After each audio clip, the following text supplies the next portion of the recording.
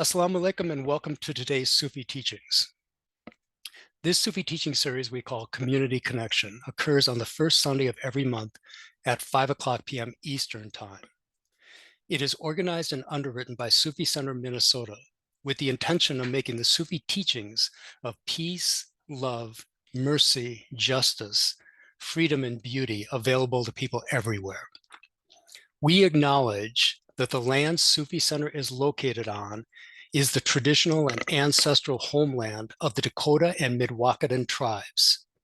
Sufi Center Minnesota recognizes and respects the enduring relationship that exists between many indigenous peoples and their traditional homelands. We are excited and grateful to have Salim Chandler Yorkhall with us today.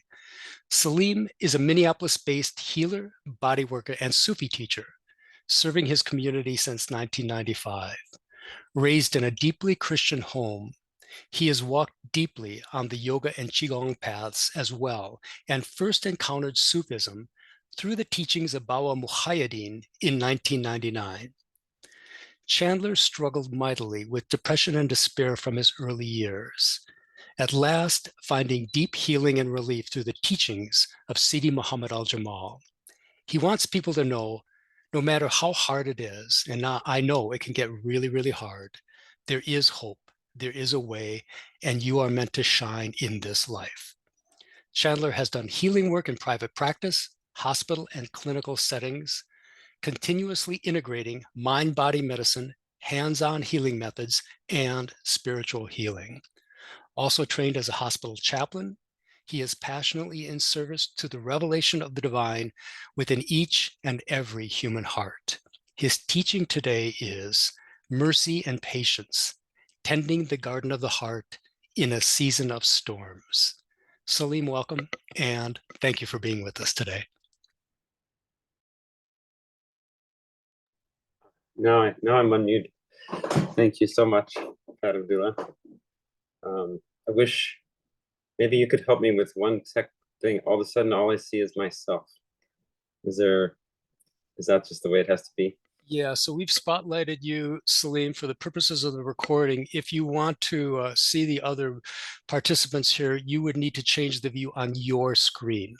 So change the view on your screen and to a gallery view, you'll be able to see other people, but I need to keep you spotlighted so that the recording only records you. Okay. So I should be able to see The somehow. other way you can do it is people can show up as thumbnails, either at the top or the side of your screen. You should be able to see that too. How do I make it gallery? Look for where it says view on your screen. Typically for mine, it's in the upper right-hand corner. Okay. I And think then this is, if you I don't want to take any more time with that because I'm on a different device. So okay. I'll explain why. Salam alaikum, everyone. I'm very grateful to be here with you.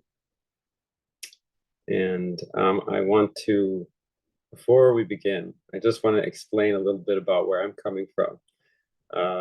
Because it is such a walking for me to sit right in this chair talking to you. And I just have to laugh, and maybe it'll help you appreciate this a little bit. About more than 10 years, or maybe 12 years ago, Pat Abdullah, I was just finding my feet on this path and just starting to really learn and just really dig in and work. And Pat Abdullah says to me, you should become a teacher or something similar. And I said, having been a teacher on several other paths, I said, no, I just want to learn. I'm just here to learn. Can you just please leave me alone so I can do my work? And he said, well, actually, if you want to walk faster and deeper, you should become a teacher. That's the way to do it. And I said, I have no idea what you're talking about, but I've trusted you this far, so I will trust you again. And it has turned out that it's not at all easy to do this. It's difficult in ways I would have never imagined.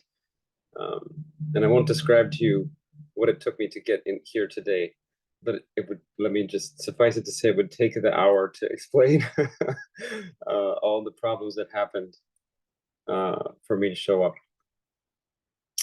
And so I just want to express gratitude for you to coming here and making a space where I can do this work, because it's so important and so special for me. And also, I'm not here as a person with great authority or vast experience, although that's what the bio seems to imply. I'm really here as your brother. I'm just here to share a little bit of what's going on with me in my walking, um, in the profound faith that it might be useful for someone here. So I'll just give a little bit of introduction to what I'm going to talk about. My title comes from this experience that I have, that we are collectively in a season of storms right now. You could look at that in terms of our climate change situation. You could look at that in terms of our political situation. You could look at it in terms of the drastic rise in mental health concerns over the last few years. You could look at it in terms of just in our community. I know that people are going through deep walking and strong walking. And in particular, I want to talk about today about the distinction between what's happening around us and how involved we are with that via media of various kinds, and the distinction between that and how we manage our inner lives, and the importance of focusing on the inner life and how it's affected by all the things that are going on out there, and how it's affected by media in particular. And so I'm going to talk about the inner life as using the metaphor of a garden. And it's in the Sufi path, we would say it's the garden of Allah, in the garden of Allah's qualities, which are all present like seeds in a garden within us, within our hearts, but not always visible, not always in evidence. And so tending the garden of the heart is a practice of recognizing and highlighting and cultivating those seeds, the seeds of God's qualities within ourselves, in such a way that they begin to grow and become in evidence, not only to ourselves, but to those around us. So that, in a nutshell, is where I'm hoping to go. And we'll begin by saying the Fatiha. For those who might be new, and since I cannot see who's here right now, I can only feel how wonderful it is to be with you. There may be people who are new or not very long in this environment. So I want to just explain, when we say the Fatiha, it is the first verse of the Quran. It's an invocation, it's a blessing, it's a prayer, and it is an invitation to open. And to open is, you might experience opening in a variety of ways. You might experience it as a softening, as a deepening within your heart, within your body, as a relaxation within your body or your mind. You might experience it as an expansion, as a sense of widening. And there's a variety of other things that you might experience, but I want to just invite you to listen as I recite the Fatiha, to listen in a way that connects you to what feels beautiful for you. And whatever else might come up Listen for what is beautiful and good. I invite you to open your hands in some gesture of receiving or not, whatever works for you. And take a breath.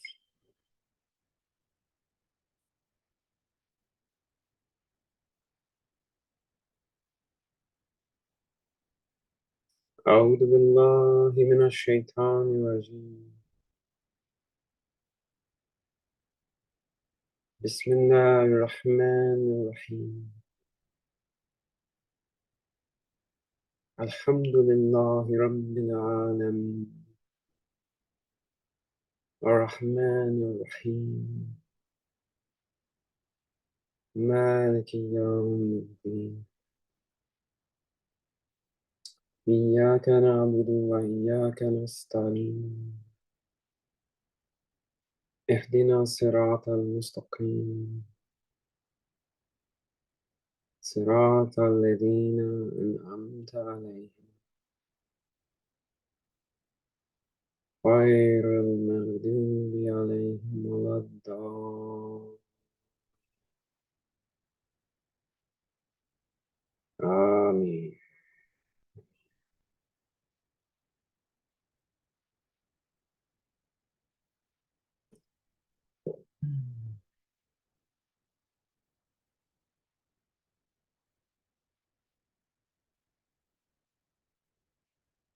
So here we are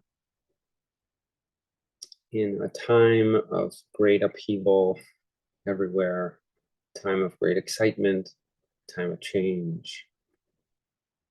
And how do we do it? How do we survive? How do we stay connected? How do we feel good? How do we succeed in whatever it is we're doing? How do we have integrity? How do we be honest? How do we be the people that we want to be when there's so much going on in this world that distracts us, that pulls us away, that makes us afraid, that causes us to question? And the answer, I feel, to this question is it comes individually out of your own experience, but the way that I've decided to speak about today is a way that's focused on the development of our character. For lack of a better word, when I want to live in a certain way and something that I perceive in the world prevents me from living that way, then my character is the thing that needs to grow in order to make the decisions, in order for me to live in that way that I want to live, that I feel is the right way for me to live. And the character that I'm very interested in is the character of a gardener. I've never not had a garden since I left home. I lived in Chicago growing up. We didn't have a garden in the city, but ever since then I've had a garden. And I've learned a lot of lessons from gardening. One is that your garden might be suddenly destroyed, or what you thought was your garden might be suddenly destroyed by a variety of things. I'll just tell a little story to begin. I have many gardening stories, but I live on a busy street corner here in Minneapolis, and the cars go so fast they actually drag race at night. They're going 50, 60, sometimes 65 or 70 miles an hour sometimes on this street. And my little quiet side street that corners on that busy street is where my garden is. It's just right on the corner. It's very near the garden, very near the corner. And several times in the last few years, those fast cars at night they tried to turn on my little quiet side street and ran straight over my garden. My expensive raised beds that I built with my hands and everything that I carefully tended and planted and watered was suddenly flat. They had just driven over it with four wheels, um, and I thought that that was my garden, and I had a moment of sort of despair, sort of what I have to start all over. What is this? Who are these people? Um, that happened first in 2020, um, when lots of other things also seemed to be not going well. Um, and as I stood there and I looked at my garden and I wondered what Allah was doing, what is the lesson here? What am I supposed to come away from this with? Um, I realized that the only thing that I could do in this situation was start again. Well, I didn't want to start again. Um, but to not start again felt like giving up. And I didn't want to give up. And so I went and I remembered my Sufi practices. Allah, Allah. And I sat like that for quite some time. Just sorting it out, just letting whatever light I could feel in that moment illuminate my real feelings and my heart and my intentions. Maybe an hour. It was early in the morning when I saw this, and I decided that the only thing that I really could do to have integrity was to go and rebuild those beds. And so that's what I spent the next day or so doing, was rebuilding. And this story is so prominent for me right now because it feels like every time I turn on the news, something that was important to me in the world is getting flattened. And the more I turn on the news, the more things seem to be getting flattened. Maybe you can relate. If I could see you, I might ask for a show of hands. But so I've become very wary of turning on the news of late, because I've learned that I can only handle so much at a time of that flattening. I can only handle so much shock and awe, and that I need to save time and space within my heart to cultivate the emotions and the qualities and the experiences that are really beneficial for me. And I've identified two of those qualities that are very, very important to me for right now, those experiences. And those qualities are mercy and patience. And so I'm going to talk a little bit about each of those things and their importance as I've experienced it. Mercy is a word that is very unusual in our culture. There are now some popular songs, some songs that I've heard on Spotify and other places that use the word mercy. But before I encountered Sufism, the only place that I had encountered mercy was in religion. It was in religious spaces. But I grew up Christian, and even in my Christian tradition, mercy was not very commonly used. Talked mostly about love when we talked about the beautiful qualities of God. But my experience of being in those spaces and reading those scriptures and being raised in that culture did not really include very much the quality of mercy. I had more in my body. My experience of God had more to do with anger, anxiety, stress. And so it took me a long time after I met Pat Abdullah, to understand that what we're talking about here in the Sufi path is not a God that's angry or vengeful or jealous. We're talking about a God whose primary attribute is kindness.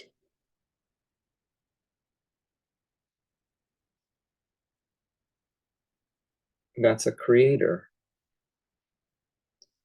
whose primary quality is to be kind.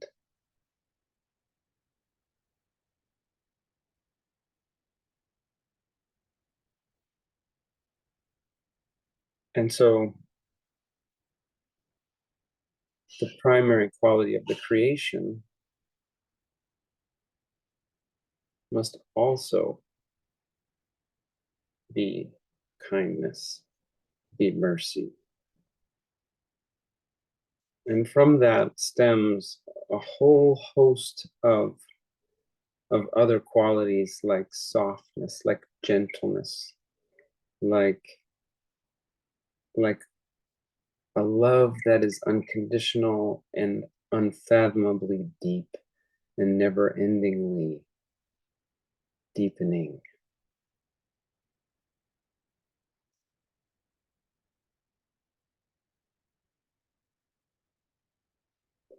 And for me, to think of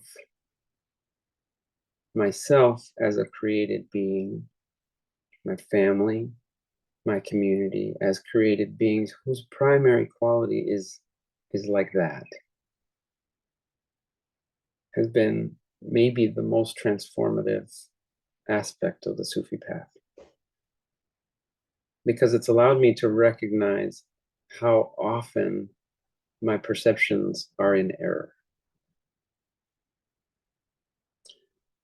how often I see something and I react in a different way out of irritation or anger or fear or some hasty decision that doesn't match mercy, kindness, softness, gentleness. So often I respond that way to things in the world. And I think of my first response to whoever it was that ran over my garden. Oh, I used some nasty words. I was not happy with them. And I couldn't really find, for a very long time, a way to feel merciful towards that person, because I was not very happy. I was upset. But what I did was to put that aside, put that person aside and focus on, well, if I were going to feel mercy, if I were going to experience softness, what would that look like for me?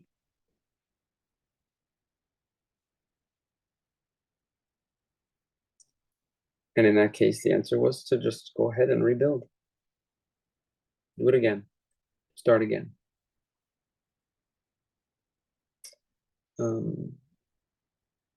When I consider myself to be a creation of mercy, and I have these moments where I realize, oh no, that's not how I was acting. That's not what I was saying. That's a moment when I can really, really grow. I can really, really learn, and really, and it becomes really obvious what I can focus on in that moment, which is to soften for me, to soften and to settle, to let my body settle. Because I don't experience mercy in my mind. Maybe I can have a merciful thought, but I think for me, the experience of mercy is actually a physical and a physiological experience. And I thought, rather than continue talking about this, I could try to share with you what that's like. So if you would, take a breath.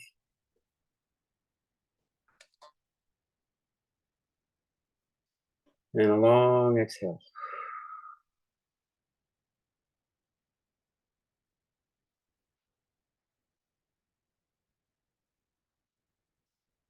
And keep breathing, but don't do anything in particular besides just to notice that you are breathing. And notice inside of yourself, is it soft? If you place your hand here, somewhere on your chest, does it feel quiet and soft and deep? Does it feel agitated? Does it feel uncertain? And just ask yourself this question, what does it feel like? So the words deep or soft or quiet or agitated, they're just markers. They might not match for you, but see where you land within that. And if you want to close your eyes, maybe that's not the right thing for not right now, that's fine. We're going to, in addition to breathing, bring a very light smile to your face. Very small. It could be almost nothing, but the intention to smile, because what you're holding might not warrant a great big smile or even a tiny one. It might just be, well, it's not terrible.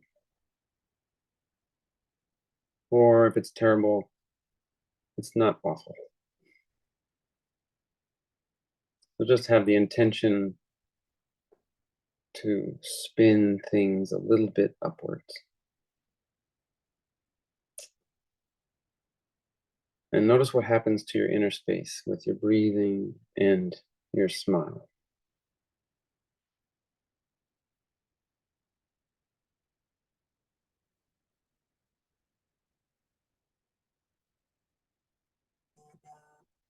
And the next step I'd like you to do is to take your finger, just the tip of your finger, any finger,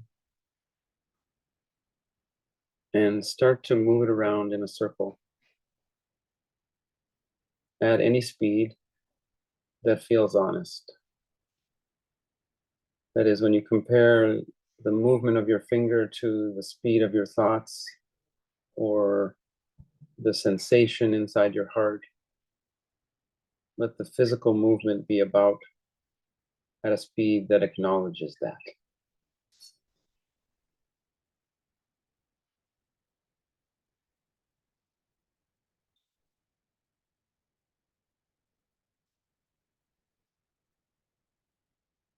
And at a certain point, you may start to feel your body settle as you slow this movement down just a tiny bit. You may feel it's possible to relax a little bit more, to smile just a tiny bit more.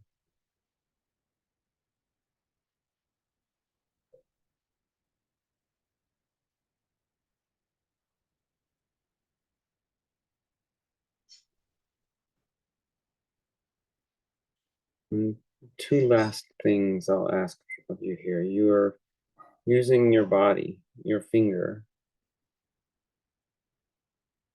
to gradually slow down and settle your body, along with a tiny, authentic smile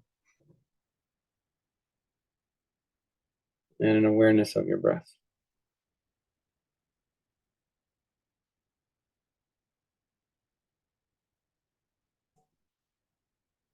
And then one further step is to think of something that is all right. Think of something that is, if it's not joyful, if it's not loving, maybe it's just all right.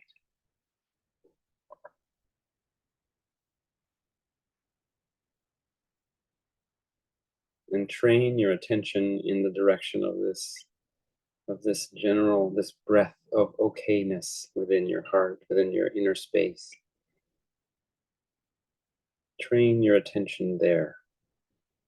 Of all the other thoughts and feelings you might choose to dwell upon in this moment, choose to dwell on something that's all right for you, that's at least safe, or moving in the direction of safety.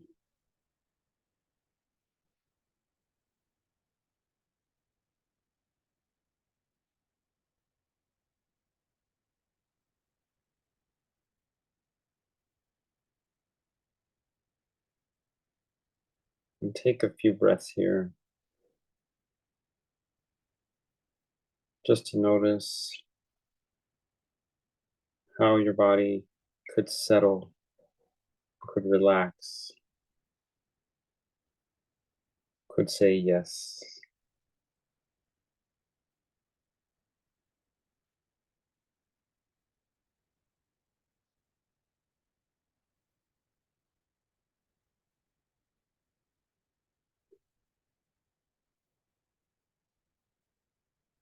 Notice if you get pulled away, if you get pulled into a negative thought or into a dark thought, or you feel stuck, and try to find something that is okay.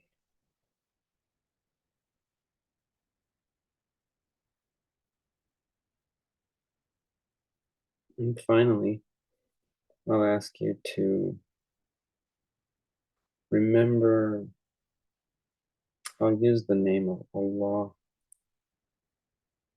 As you exhale into your heart, into your inner space, you might just mentally whisper Allah.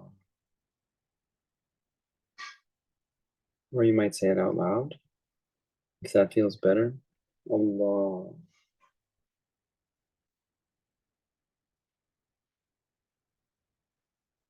Allah.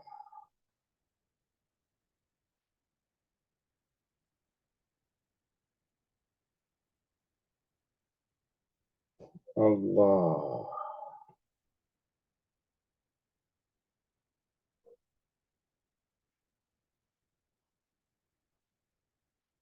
Allah. And lean with your attention, lean somewhat into a yes. Lean towards something that feels like yes, like opening, like soft, like welcome. Allah. Allah.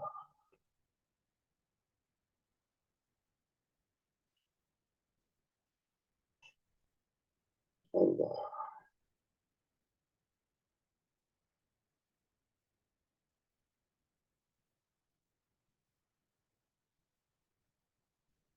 Allah.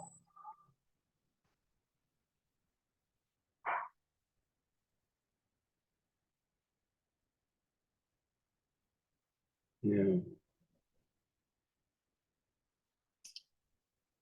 It's my hope that you may have found something a little softer within yourself, within your heart.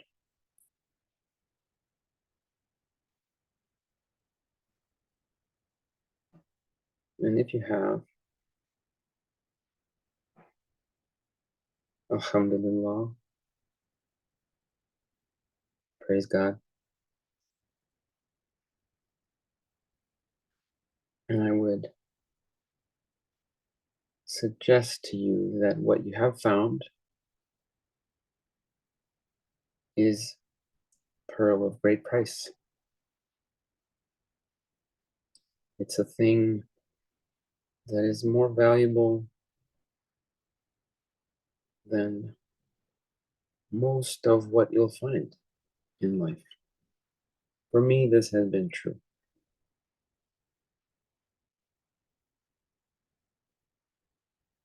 So much of what the world offers us is hardness, is challenge, is you gotta get up and go get it, or it's gonna get up and come get you. But here, with Allah,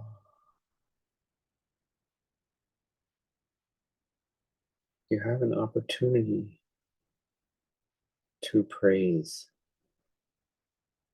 to say thank you for what I've been given.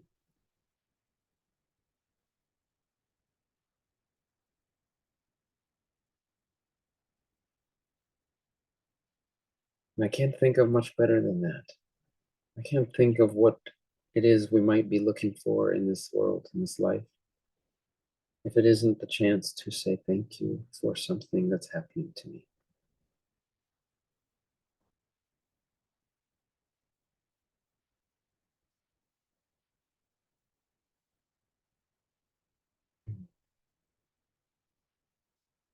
And a strange thing is,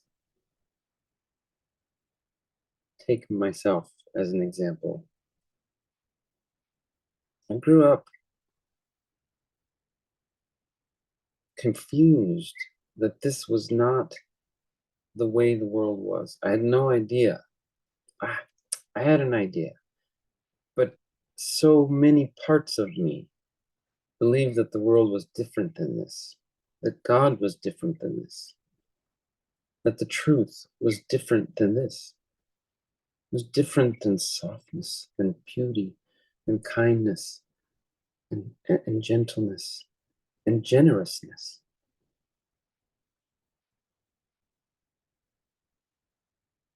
As an adult, I now find that I must every day discover and work with a new part of myself that believes that old way.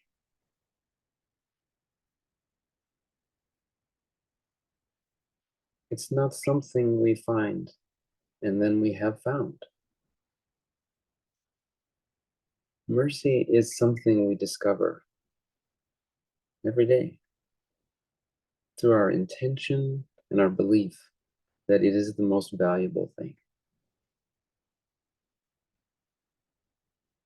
In all the aspects of my character that I might cultivate, that I could be strong, I could persevere, I could be honest, I could be forthright.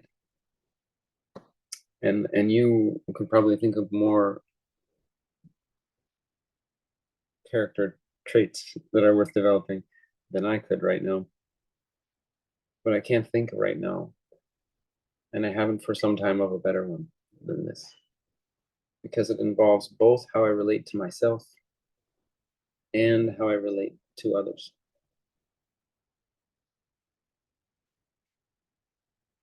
Now to the problem of patience. And if I'm not careful, I will certainly overshoot my time.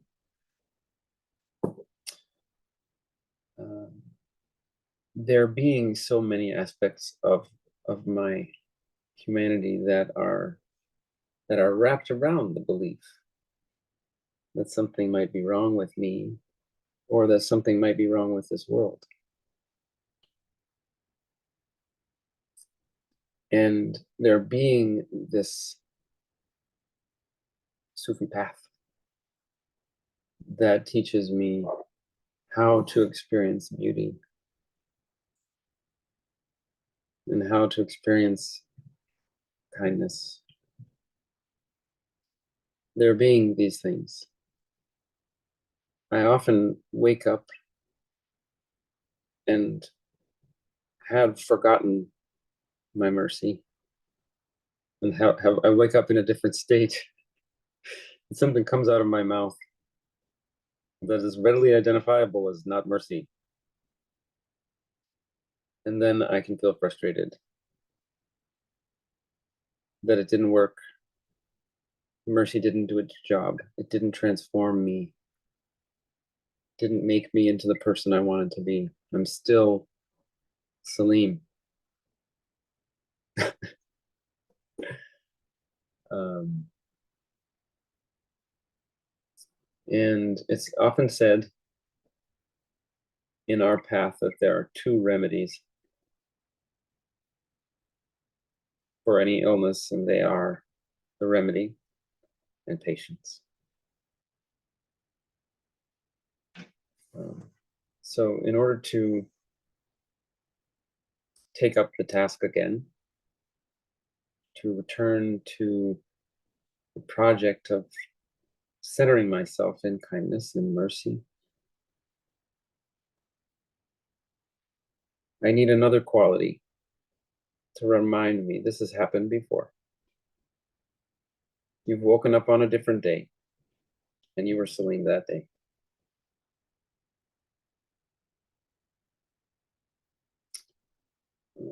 You've been unkind to someone, or someone was unkind to you. That's all happened before. You can do this again. And so the quality of a sabur has been my best friend, my second best friend. Maybe my best friend because it helps me come back again and again. Um, and how I think about this is actually not only patience, but patience in a way that emphasizes perseverance. Because the dunya is what we call this world, the world that we see, that we experience with our senses. And to some degree also with our imagination.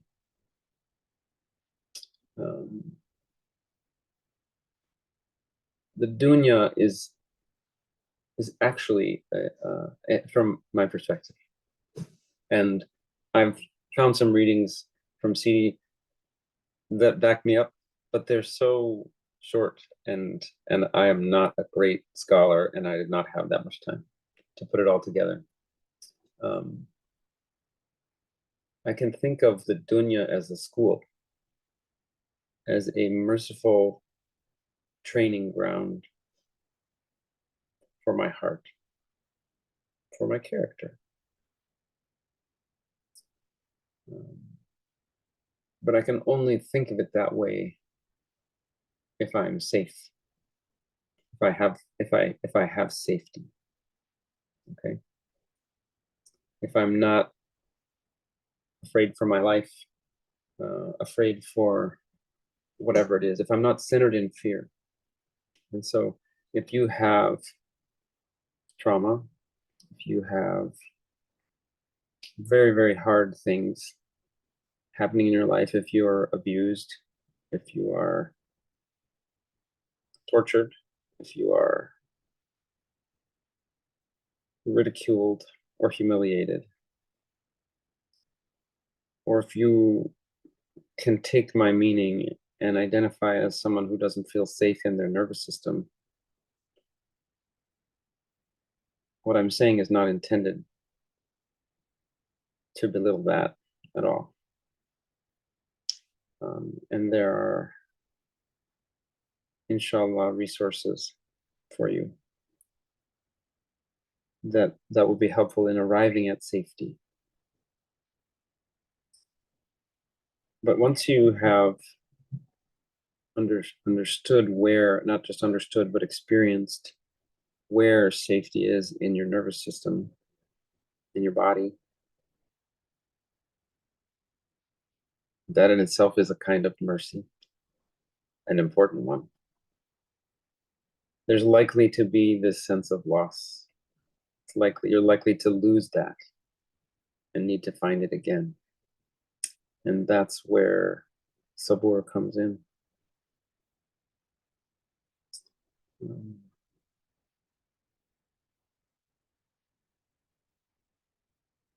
So if you would, let's go. We have a few minutes left in this. Let's go ahead and do a little bit more experience. If you're new to reciting the qualities, just go for it. Jump in and try. And hopefully there'll be a moment to reflect and ask questions. Um, find your breath.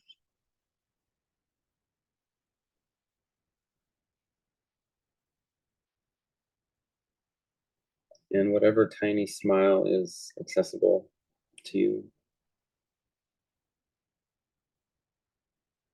And you can use a movement, maybe of your finger, to start to slow down and settle if you need to.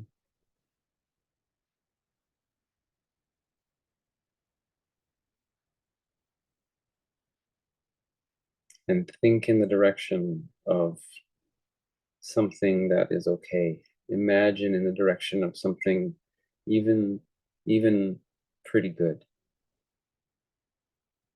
even beautiful, maybe.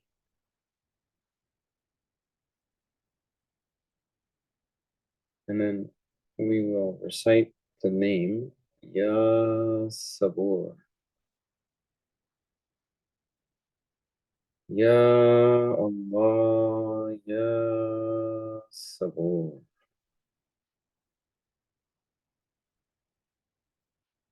Ya Allah, Ya Sabur.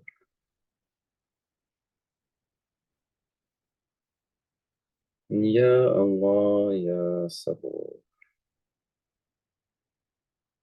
And just notice any subtle shifting or reaction that you might have in your mind or in your body, and settle.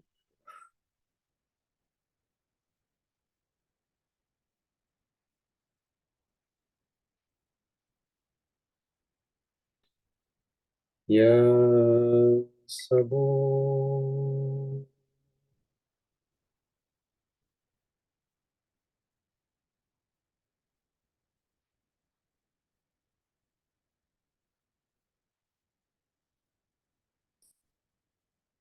Ya Sabur.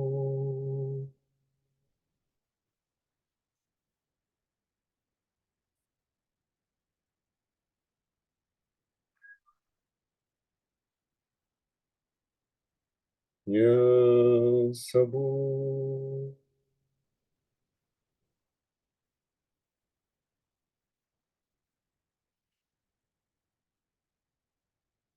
Ya Sabur addresses complaining. If there's part of you that just wants it to get done, wants it to just be easier, that might react to Ya Sabur. If there's part of you that doesn't think that that inner work of building character and developing deep mercy, that's not your way, that's not necessary. I'm not saying it has to be your way, but those parts react to Ya Sabur. And if you feel that, if you notice that, just let them settle. This is the long haul practice. The walking is not going anywhere. The mercy is not going anywhere. Ya Sabur.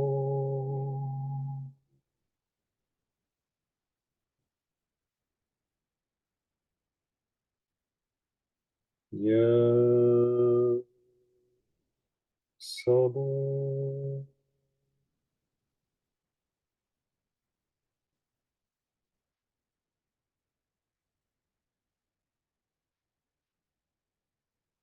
Ya Sabur.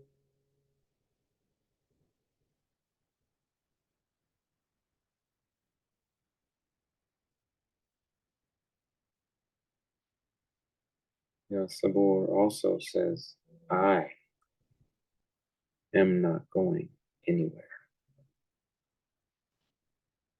I am in this.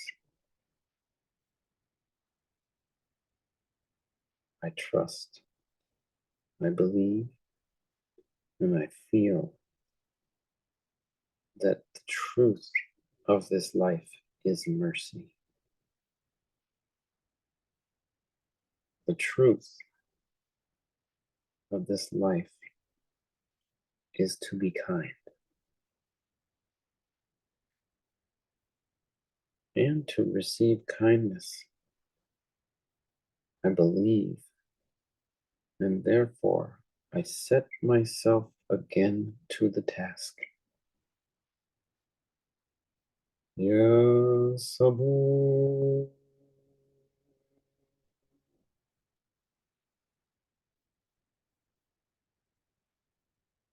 Ya Sabu.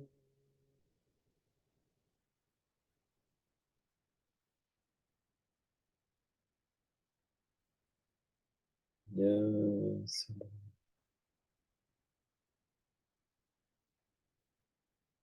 So, like there's no end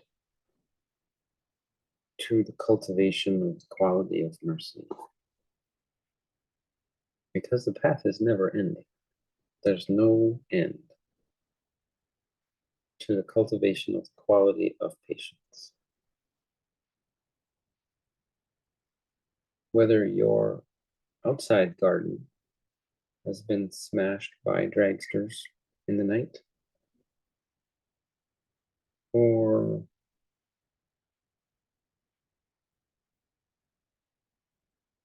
your inner garden has been damaged by a change, whether it was a major change in your life path, relationship, death in the family, or it was just you turned on the news and you found out something happened that doesn't do you right inside.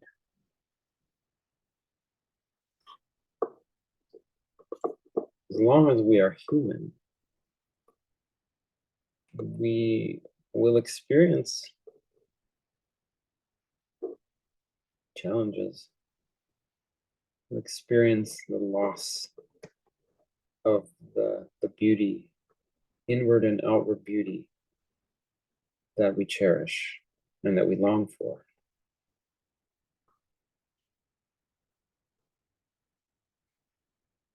But one of the, I can't think of any unforgivable sins in the path of Islam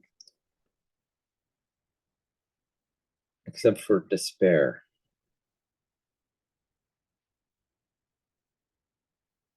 Except for despairing of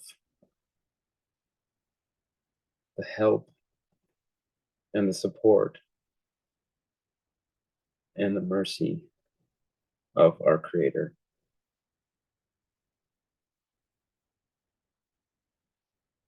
And I have been in despair.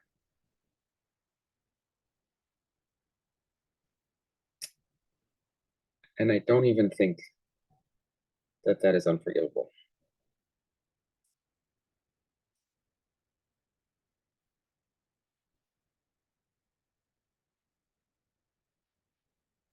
So I hope you have found these words to be of encouragement.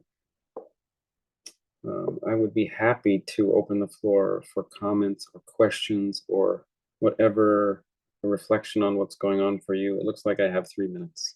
Is that right, Abdullah? Yeah, we've got time. We've got time. So if there's, I'm here till I'm gonna plan on doing zikr afterwards. So if there's something that you'd like to share, reflect on, ask, I'm here for that. Salam, you unmuted yourself. Did you want to talk? Yes, I did. Oh, Salim, this was perfect. Perfect. Exactly what I needed to hear. And you know, I have a gardening business. And so the analogy with the gardening, and I was out I mean, where I live, practically our entire property is gardens. And so there's weeds everywhere. Mm. And one of the things I've been learning this year, I've taken a lot of classes in like medicinal weeds and that kind of thing. And so a lot of the things that we think, are really upsetting to us and we would consider weeds can actually be very beneficial for us. But I realized today when I was outside weeding, it's very easy to feel overwhelmed, when there's too many weeds. So you just have to start in one place and go slow and be patient.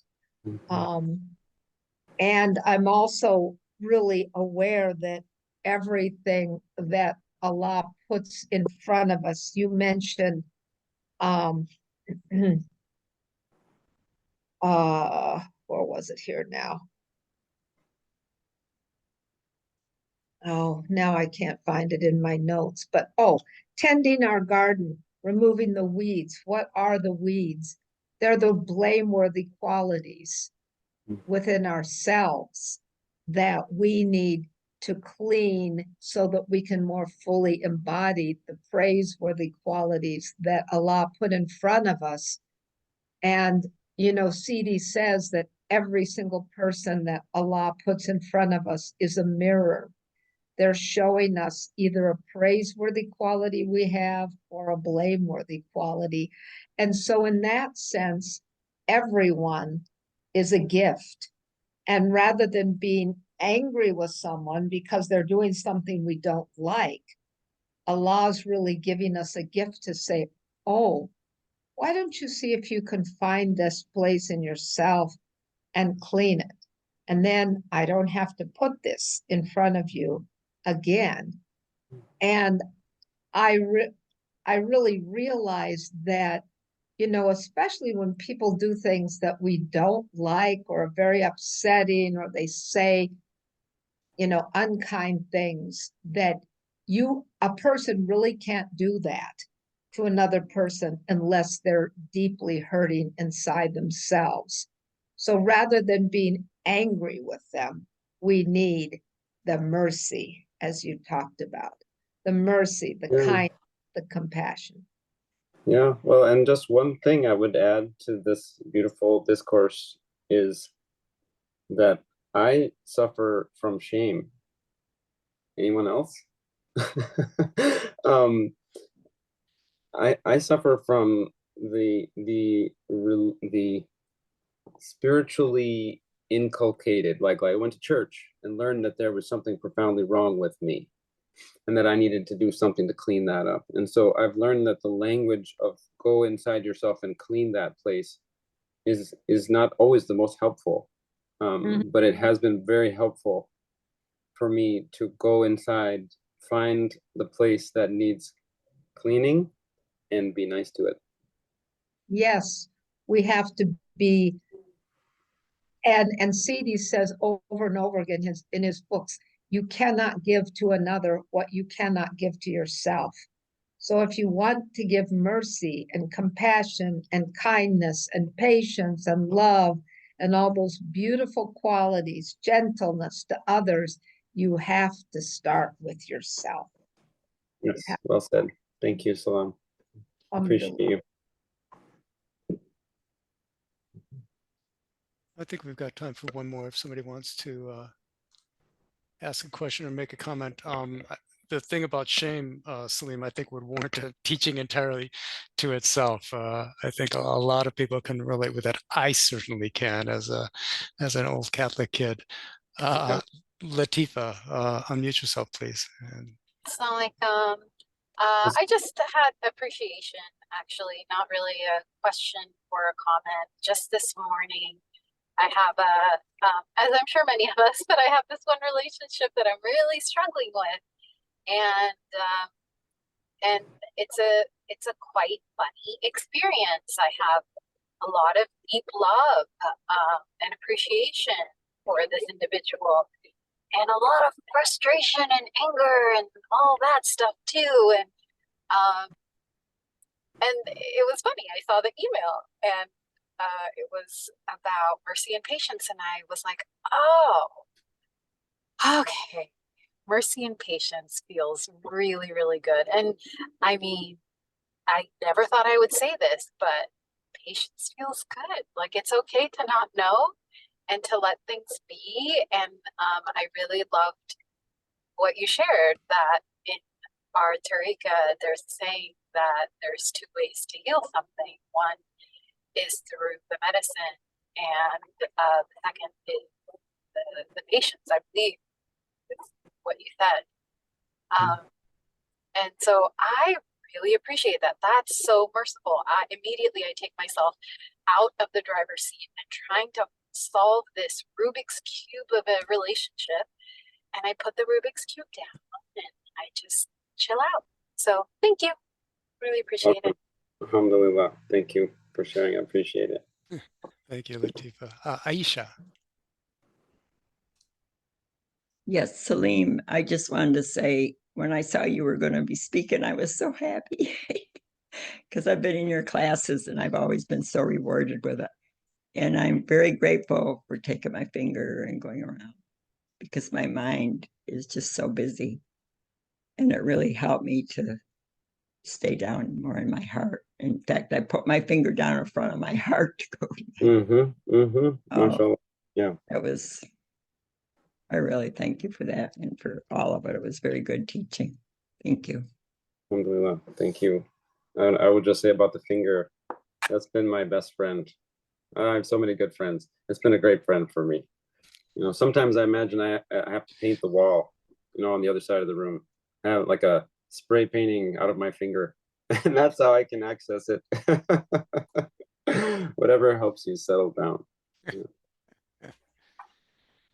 Well, thank you, Salim, for a really truly exquisite teaching today. I think not only do these qualities of mercy and kindness and patience serve us in our lives as individuals, they also serve us particularly in our lives within this community.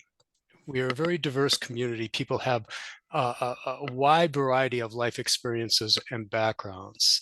And I think it behooves us to continually remind ourselves as we encounter each other in community of being with each other with mercy, in kindness, and with patience. So I think your teaching is entirely appropriate for us as individuals and as a collective, and I'm deeply appreciative for everything that you offered to us today. So thank you very much. I'm just so blessed and pleased to be with you all. Alhamdulillah. As are we.